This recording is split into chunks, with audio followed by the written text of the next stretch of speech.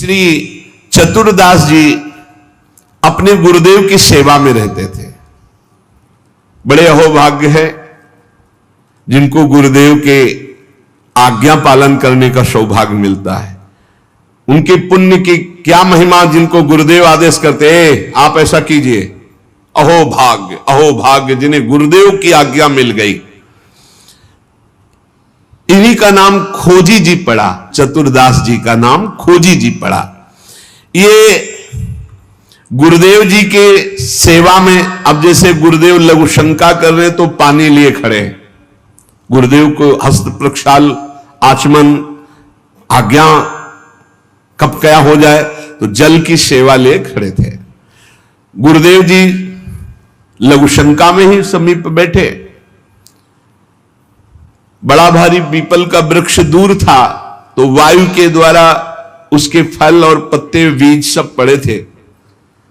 लघु शंका किए, हंसने लगे और हंसते हंसते हाथ प्रक्षालन किया, आचमन किया तो इतनी जोर की मस्त मुस्कुराहट और हंसी थी।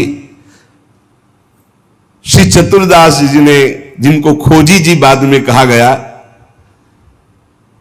आचमन करा रहे तो कहा, गुरुदेव कोई मधुर प्रसंग प्रभु का याद आया या कोई घटना घटी? आप बहुत मुस्कुरा रहे हैं, बहुत हंस रहे हैं, इस समय बाह्य प्रसंग तो कोई ऐसा है नहीं। कहा, तू कैसा शिष्य है रे, सेवा में रहता और मेरी हंसी का कारण नहीं जान पाया? मैं क्यों हंसा, इतना भी तुझे ज्ञान नहीं और मेरी सेवा में रहता है? कैसा शिष्य है जो गुरु के मन की बात न जान पावे, गुरु के इशारे के, गुरु के मनोभाव को न जान पावे, वो शिष्य ही क्या? चलो सेवा छोड़ो, मैं क्यों हंसा इसकी खोज करके आओ। अब बताओ, गुरुजनों की प्रति सेवा कर बहुत कठिन है, बहुत कठिन है। यहां कहा कि छोड़ो सेवा, मैं क्यों हंसा ये बताओ, आके खोज करो। अब गुरु आज्ञा, तुम्हारी बुद्धि अब सेवा के अधिकारी नहीं, यदि तुम ये नहीं जान सकते मैं क्यों हंसा। हंसे गुरु जी और फंसे चेला जी। आप समझो, अब मतलब कितना कठिन विषय है गुरु सेवा, बहुत कठिन। यही तो अमोघस्य, जो जीत गया अमोघस्य। तुम्हारी बुद्धि विवेक रहित है, जब तक तुम हमारे हंसने का कारण ज्ञात करके ना हो तब तक तुम्हें हमारे पास कभी नहीं आना चाहिए। चलो जाओ यहां से, आश्रम से। हमारे मन की बात जब जान जाओगे कि मैं क्यों हंसा, उसका कारण सही बताओगे आकर के, और जो मैं मन में सोच रहा था तो फिर सेवा में रख लूंगा, तब मैं मानूंगा कि तुम मेरे सच्चे शिष्य हो और सेवक हो। साष्टांग दंडवत किया, जो आज्ञा गुरुदेव। अब चल दिए, जहां संत महात्मा मिलते तो विनम्रता पूर्वक दंडवत करते हो, कहते हमारे गुरुजी लघु शंका करते समय हंस दिए, क्या कारण था? सब कहते गीता की बात पूछो, भागवत की बात पूछो, वेदों के, तुम्हारे गुरुजी है तो लघु शंका में हंस दिए, अब हम इसका क्या मतलब बताए तो और उपहास होता। भला कोई इस प्रश्न का क्या उत्तर दे? कोई सुलझे हुए महात्मा थे, उन्होंने कहा रामायण गीता भागवत का प्रश्न हो तो अभी मैं उत्तर दे दूं, लेकिन आपके गुरुजी लघु शंका करते हुए क्यों हंसे, इसका हमको ज्ञान कैसे होगा, हम कैसे उत्तर दे आपको? ये तो गुरुजी से ही पूछो जाके। बोले नहीं, गुरुजी ने कहा जब तक इसका उत्तर न मिल जाए हमारे सामने मत आना, मुख मत दिखाना। अरे संत जन बहुत पहले, और हर उनकी आज्ञा में बहुत बड़ा रहस्य होता था। अब ये रोज जलते कि गुरु सेवा से वंचित हो गया, गुरु सेवा छूट गई। साधक को इस बात की बहुत पीड़ा होनी चाहिए, जिसको गुरु सेवा, तो ये होना चाहिए कि कौन सा अपराध बन गया, दुर्भाग्य आ गया कि गुरु सेवा छूट गई। वो रात दिन जलते इसी प्रकार, और संतों से जा जाकर पूछते पर कोई समाधान नहीं मिला। अब उन्होंने विचार किया गुरुजी के सामने जाना नहीं, सेवा है नहीं, तो अब शरीर को रख के क्या करें, शरीर को नष्ट कर देते हैं। शरीर का परित्याग कर देने की ठानी। ये देखो, ये है गुरु भक्त का लक्षण। कि अब शरीर रख के क्या करे, गुरुजी ने सेवा से निकाल दिया, उत्तर मिल नहीं पा रहा, तो शरीर किस काम का। अब वो एकांत में निर्जन वन में जाकर बैठ गए और नाम जप करने लगे और सोचा बस भूख प्यास से पीड़ित होकर यही शरीर छोड़ दूंगा, कुछ खाना नहीं, कुछ पीना नहीं, रात दिन भगवान नाम जप करना, शरीर छोड़ दूंगा। गुरु की आज्ञा पे थे, जिज्ञासा प्रबल थी, सेवा छूट गई थी, पीड़ा बहुत थी। अभी कुछ ही दिन हुए थे, न अन्न न जल, रात दिन नाम जप और शरीर छोड़ने का संकल्प। महामहिम श्री कबीरदास जी प्रकट हुए, ए भाई आंख खोलो। आंख खोला तो देखा कबीरदास जी, साष्टांग दंडवत किया। हां, क्या प्रश्न है तुम्हारा, क्यों इतना कष्ट सह रहे हो? इसका मतलब समझ रहे हो? जब कोई सच्ची भावना से भगवान का भजन करता है तो भगवान अपने दिव्य पार्षदों को भेज देते हैं समस्या का समाधान। सुनो, जब तुम्हारे गुरुजी लघुशंका कर रहे थे तो उनकी लघुशंका की ढाल में एक पीपल का बीज बह रहा था। बीज को बहते हुए लघुशंका में देखकर गुरुजी विचार करने लगे कि ओहो, देखो इस बीज में पीपल का पूरा वृक्ष छुपा हुआ है। लेकिन जब ये बीज पीपल में था तो कितना बंधनीय और कहां सुव्यवस्थित था, और जब ये पीपल से अलग हुआ तो लघुशंका में बह गया। इसका मतलब पीपल का वृक्ष साक्षात ब्रह्म है और उसका अंश जीव है।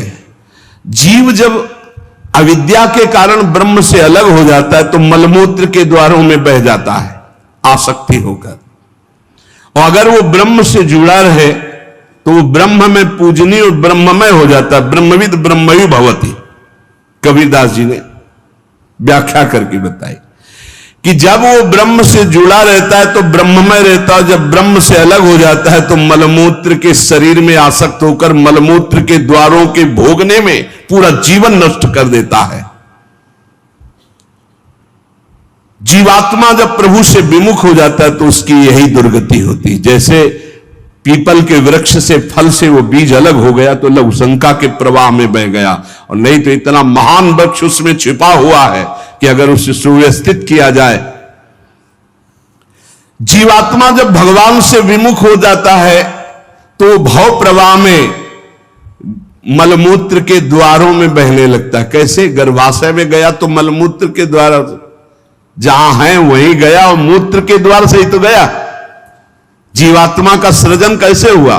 मूत्र द्वार से ही हुआ, और है कहां? गर्भाशय के आसपास मलाश्रय, मूत्राश्रय। जीव जबते हरिते बिलगान्यो तबते देह गेह निज जान्यो, माया बस स्वरूप बिसरायो तेहि भ्रमते दारुण दुख पायो। जैसे बीज में वृक्ष तथा वृक्ष में बीज मूल रूप से विद्यमान है, उसी प्रकार से परमात्मा समस्त जगत में और जगत में परमात्मा विराजमान है। परमात्मा में सारा जगत और जगत में परमात्मा विराजमान है।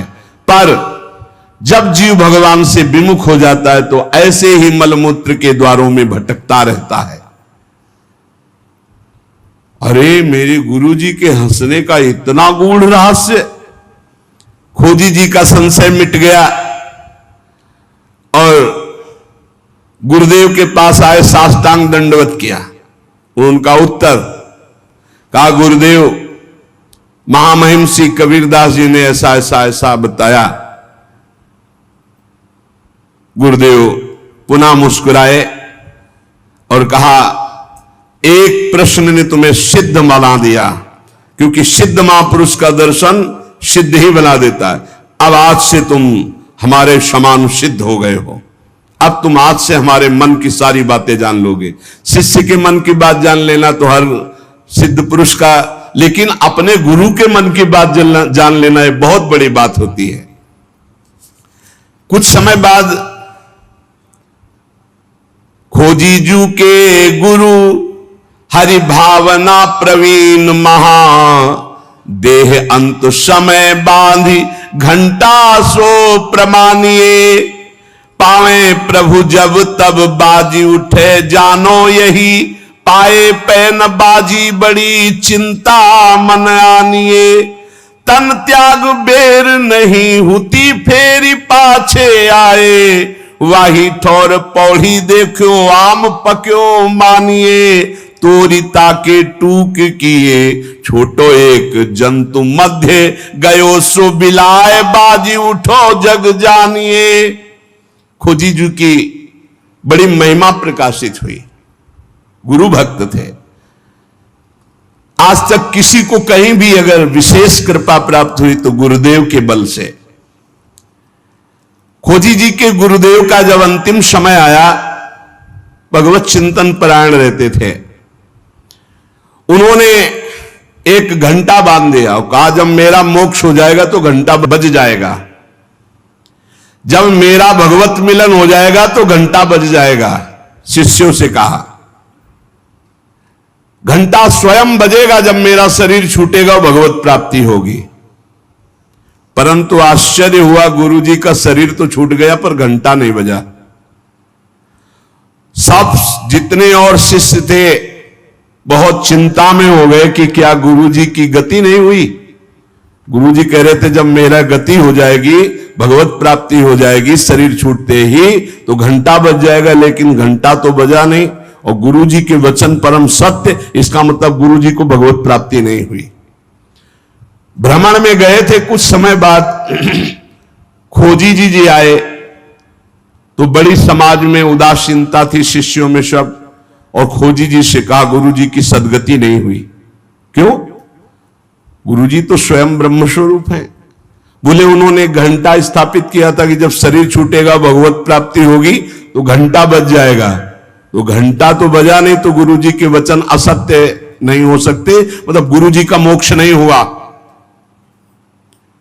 खोजी जी कहां गुरु जी का शरीर छूटा था? बोले आम के पेड़ के नीचे गए, जहां गुरु जी लेटे थे मुझे बताओ।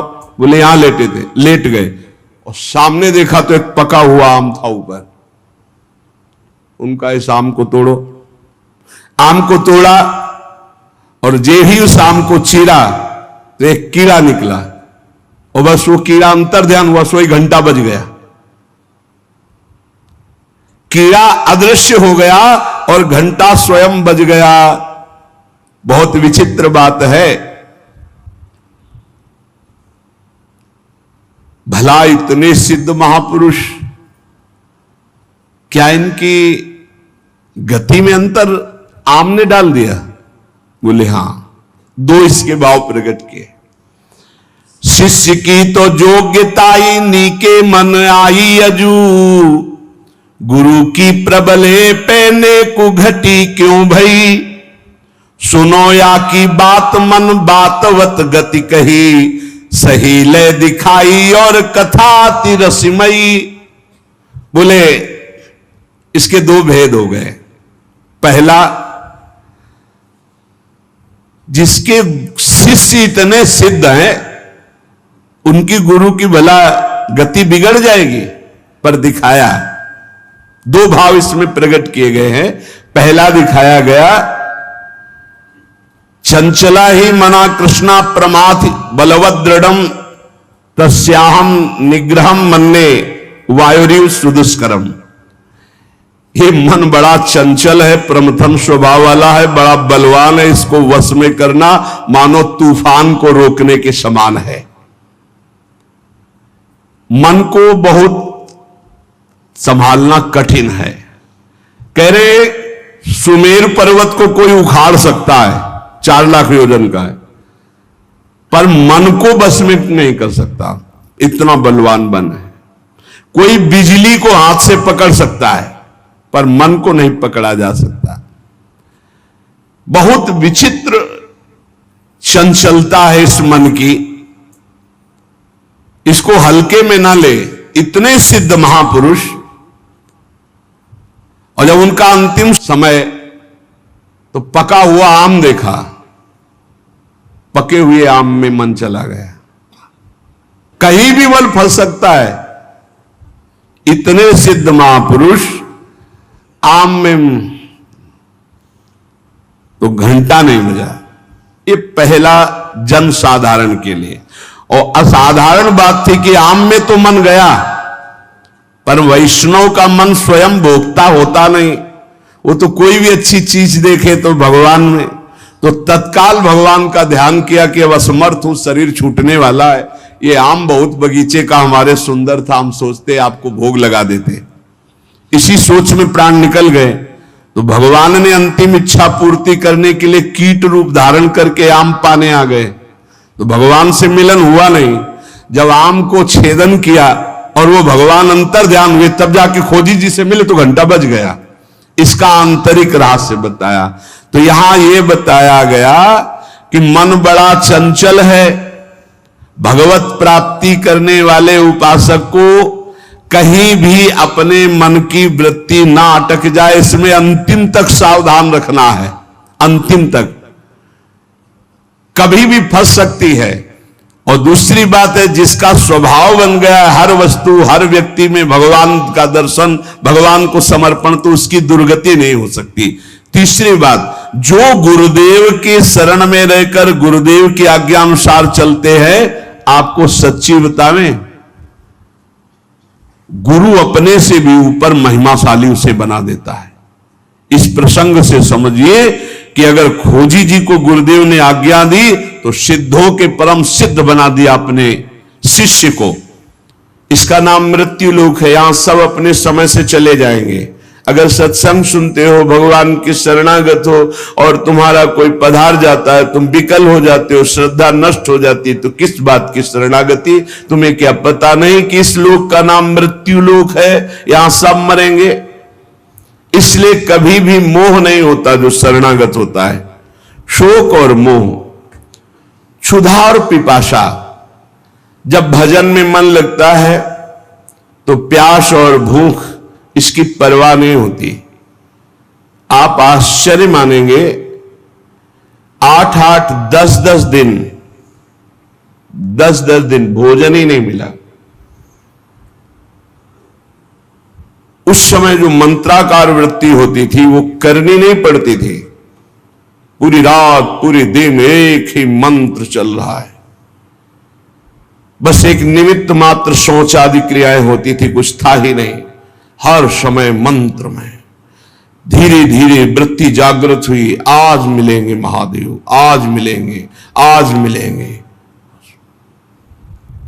वहां भूख प्यास की परवाह थोड़ी होती। और क्या काशी में अन्न की कमी? अन्नपूर्णा का राज्य है। ऐसे ऐसे क्षेत्र हैं, रात दिन चलते रहते हैं, रात दिन। मारवाड़ी क्षेत्र है, आप दक्षिणा भोजन वस्त्र सब स्वाभाविक, फल फूल मेवा मिष्ठान बंटते ही रहते दिन भर। नियम लिया था गुरुदेव के सामने कि मुझे भगवत साक्षात्कार करना है। कभी किसी आश्रम नहीं जाएंगे, कभी किसी के घर नहीं जाएंगे, कभी भिक्षा नहीं मांगेंगे। जो स्वाभाविक हमारे सामने आ जाएगा उसी से प्राण पोषण होगा। बड़ी कठिन स्थिति, लेकिन मन में चाह भगवत साक्षात्कार की, तो इस चाह ने क्षुधा और पिपासा इनको रौंद दिया। गंगा जल का ही सेवन, गंगा जल संपूर्ण भोजन है, संपूर्ण सामर्थ्य है गंगा जल में। जीवन दान गंगा जल करता था। शरणागति पक्की तो भूख प्यास विकलता नहीं दे सकता है। 6 उर्मियां अपना प्रभाव नहीं दिखाती शरणागत भक्त पर। शोक मोह, क्षुधा पिपासा और जरा, वृद्धावस्था और मृत्यु। वृद्धावस्था सबको भय प्रदान करने वाली और दुख देने वाली होती है, लेकिन जो भगवान के अधीन होते हैं उनको नहीं। खूब रुपया कमा करके, परिवार का पोषण करके, बच्चों को पढ़ा लिखा करके विदेश भेज दिया। अब जब सेवा का अवसर आया तो कोई पास नहीं है, पानी उठाकर पीने की हिम्मत नहीं रह गई, बिस्तर में पड़े पड़े कष्ट भोग रहे। ऐसे कितने उदाहरण हैं। या वो उद्दंड बालक आधुनिक पढ़ाई पढ़ करके रुपया कमाते हैं, बूढ़े माता पिता को धक्का मारकर घर से बाहर निकाल देते हैं। लेकिन हमने देखा वृंदावन में जिन महापुरुषों ने आजीवन कभी शिष्य नहीं बनाया, कभी 1 रुपया जमा नहीं किया, और वृद्धावस्था है तो ऐसे उनको शौच कराई गई है, हाथ में नीचे शौच ली जा रही, दो साधु पकड़े हुए, रात दिन उनकी क्रम बाई क्रम सेवा, और एक के हृदय में जलन होती कि मुझे अधिक सेवा क्यों नहीं दी जा रही। सेवा की भूख कौन कर रहा है? भगवान। जिनका कोई नहीं और रात दिन भजन किए तो स्वयं भगवान है। वो अंतिम समय से राधा राधा ऐसे कहते हुए शरीर पूरा हुआ। 1 रुपया नहीं कभी जीवन में, एक शिष्य नहीं, एक परिचय नहीं। ऐसे महापुरुष जो भगवान में आसक्त है, उनको मृत्यु की भी परवाह नहीं होती और वृद्धावस्था की भी वृद्धावस्था में क्या भगवान की शरणागति में कितना दुलार हम तुम्हें कैसे बताएं। अगर खरबों रुपया होता और 2-4 लड़के होते तो नौकर भले रख दिए जाते, ऐसे बच्चे प्यार नहीं करते जैसे संत प्यार कर रहे हैं। कैसे कैसे तुम्हें बताए, तभी दिखाई देता मेरा भगवान जो शास्त्र शीर्षा पुरखा सहस्राक्षा शास्त्रपात, हजारों हाथों से हजारों नेत्रों से अपने जन को कैसे दुलार करता है, तुम कैसे देख पाओगे। शरणागति में शोक मोह क्षुधा पिपासा जरा और मृत्यु, वृद्धावस्था और मरने का भी भय नहीं रहता। सच्ची मानिए, मरने का भय तब लगेगा जब आपको यहां प्यार है, प्रभु से प्यार नहीं। अगर प्रभु से थोड़ा भी परिचय हो गया तो मृत्यु का भय खत्म हो जाएगा। जाना है अपने प्यारी जू के पास, जाना जिनके लिए हम तड़प रहे हैं। प्रगट में कहीं न कहीं अंतराय तो पड़ी जाता है, बिना अंतराय के निरंतर अपनी स्वामिनी जू लालजू के पास रहने को मिलेगा। शरीर छूट जाए, शरीर छूटना एक महा महोत्सव होगा, कोई शोक का विषय थोड़ी होता है कि अरे गांव में तो मरने की बात कहते चुप रहो, अशुभ मत बोलो। नहीं, अशुभ ना बोले, ये अशुभ है, ये परम शुभ है।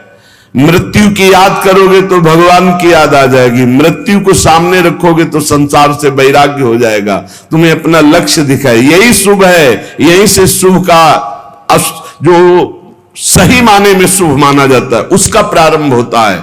जिसको संसार से वैराग्य, भगवान से अनुराग, उसके लिए क्या मृत्यु, क्या मृत्यु। मृत्यु की भी मृत्यु हो गई, अब तो मृत्यु महोत्सव हो गया।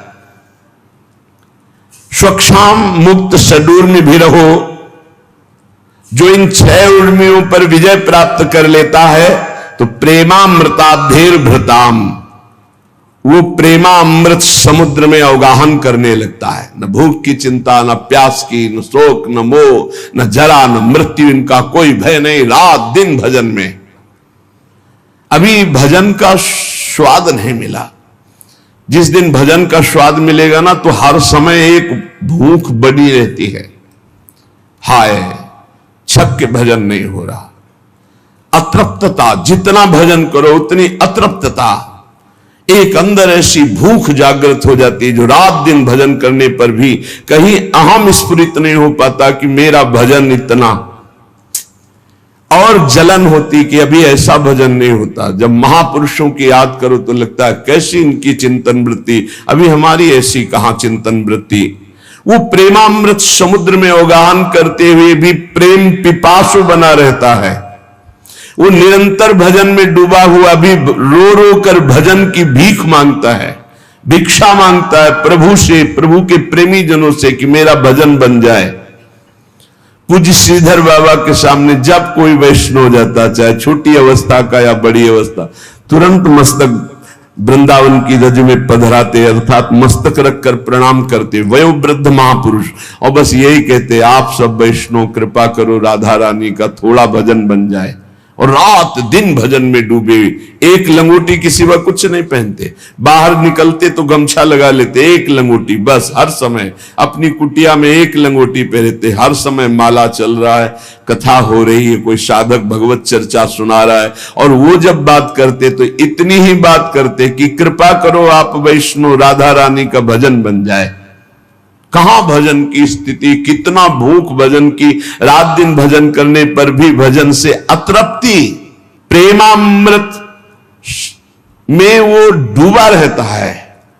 नानाश्चर्य सरासरित गिरिलता गुलमद्रुमाद्यैर्महा, आश्चर्यमय सरोवर जिनमें प्रिया प्रीतम जल के लेकर रहे, आश्चर्य में परम पावन यमुना जी जिसमें सुंदर कमल खिले हुए हैं, प्रिया प्रीतम नौका विहार कर रहे, आश्चर्य में गिरिराज जी महाराज जिनकी तलहटी में युगल सरकार खेल रहे, आश्चर्य में लता गुल्म वृक्ष जिनके नीचे प्रिया प्रीतम रसकेली कर रहे, आश्चर्य में खगमृग पशु पंछी वृंदावन के जो प्रेम में डूबे हुए, ये सब उपासक अपने ध्यान में देखता है।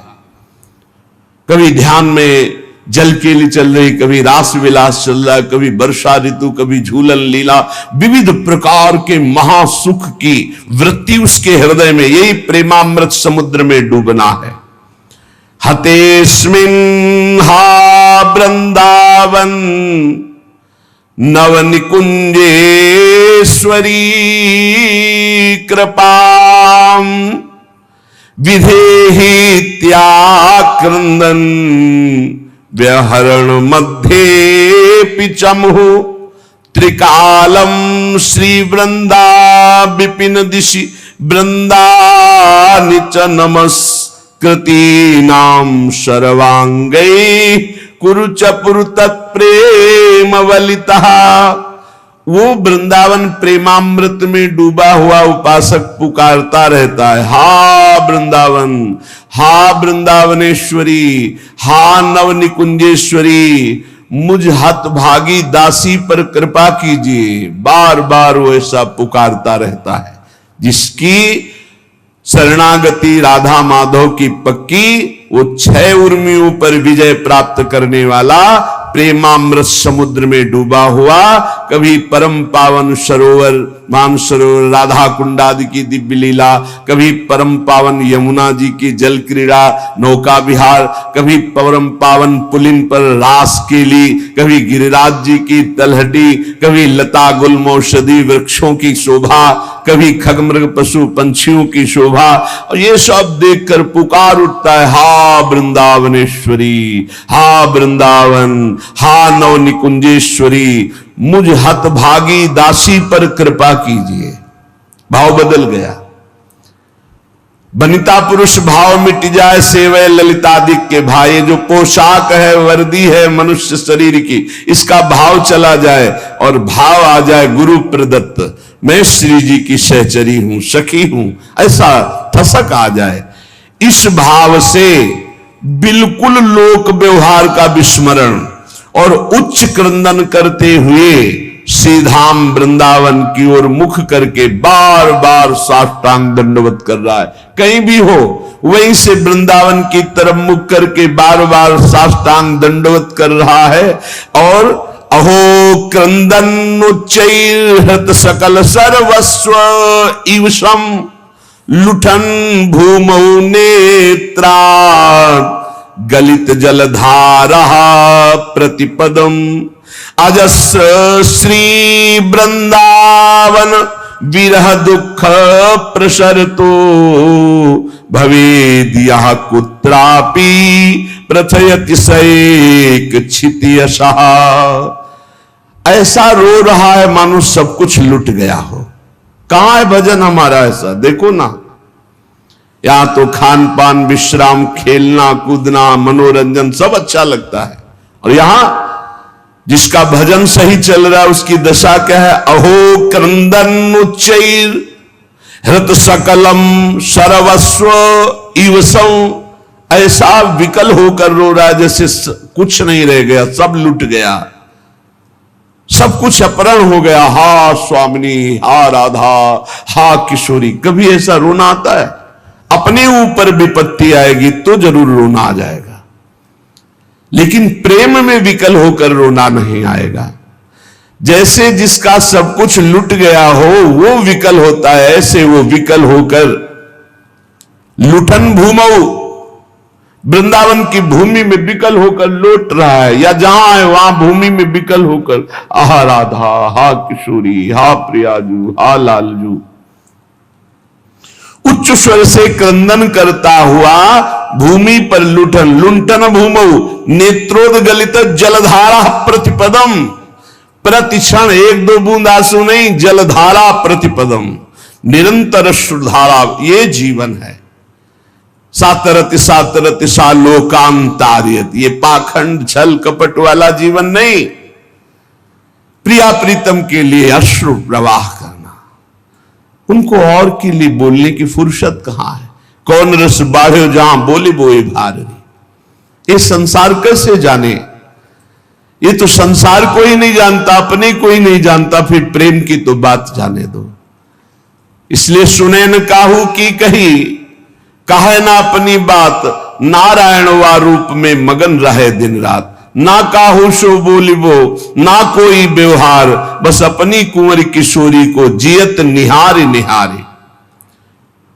लुठन भूमो नेत्रोद्गलित जलधारा प्रतिपदम, विकल होकर वृंदावन की भूमि में या जहां है भूमि में लौट रहा है और अश्रुधारा बह रही, हा राधा हा राधा। अजस्र श्री वृंदावन विरह दुख प्रसरतो, निरंतर अश्रु प्रवाह करते हुए संपूर्ण हृदय वृंदावन के विरह में, प्रियालाल के विरह में भर गया है। बोले भवेद यह कुत्रापि प्रथयति सा एकाच्छिति यशा, भूमि में, आकाश में, अर्थात समस्त लोकों में ऐसे महापुरुष का बंधन होता है। ब्रह्मादि बड़े बड़े देवता ईश्वर कोटि के जब ऐसे प्रेमी को देखते हैं तो नमन करते हैं कि धन्य है इसका जीवन। भवेद यह कुत्रापि प्रथयति सा एकाच्छिति यशा, आकाश में, पृथ्वी में सर्वत्र उसका यश फैल जाता है। ये परम पावन यश सबको निष्पाप करके भगवत भक्ति प्रदान करने की सामर्थ्य रखता है। मम भक्ति युक्तो भुवनम पुनातु, लोक के लोक पावन कर देता है। अब ये प्रेम कैसे जागृत हो, कैसे हम ऐसे प्रेमी बने जैसा श्रीपाद प्रबोधानंद जी महाराज कह रहे, वृंदावन की भूमि में लुटता हुआ सुधारा प्रवाहित करता हुआ, हा नव निकुंजेश्वरी, हा लाडली, अब मेरा जीना मुश्किल हो रहा है। ऐसी विकलता, ऐसे विकल प्रेमी महापुरुष को समस्त देवता ब्रह्मादि नमस्कार करते, पूरे भुवन में यश फैल जाता है और वो यश सबका मंगल करने वाला होता है। एक पुण्य बल से यश फैलता है और एक भजन बल से यश फैलता है। जो भजन बल से फैलता है वो सबका मंगल करता है, जो पुण्य बल से वो वाह वाह होती, बस केवल वाह वाह। और जब भजन बल का यश फैलता है तो आह निकलती कि मैं कैसे ऐसा प्रेमी बनूं, मैं कैसे सब दोषों से रहित होकर भगवान का भजन करूं। इतना अंतर है, यश दोनों का फैलेगा। एक पुण्यात्मा का तो वाह वाह होगा, कितना सुंदर विमान, कितना सुंदर वैभव, कितना सुंदर ये। लेकिन जब किसी प्रेमी महाभागवत का यश फैलेगा तो उसके हृदय में जलन होगी। मैं कैसे इन सब दोषों को दूर करके कैसे मैं भजन करूं, कैसे भगवत प्राप्ति करूं, तो आह निकलेगी। प्रेमी का यश आह निकलवाएगा और पुण्यात्मा का यश वाह निकल। क्या बात है, वाह। ऐसा तो हम कैसे भगवत प्रेमी बने, तो श्री ध्रुवदास जी महाराज कह रहे, अब सुनी भजन की रीति, कुछ होई महादृढ़ धीर, को था न पावई जहानीर गंभीर। अब भजन की रीति सुनो। इस रीति को करने के पहले अगर ध्यान हो तो परसों चर्चा हुई थी।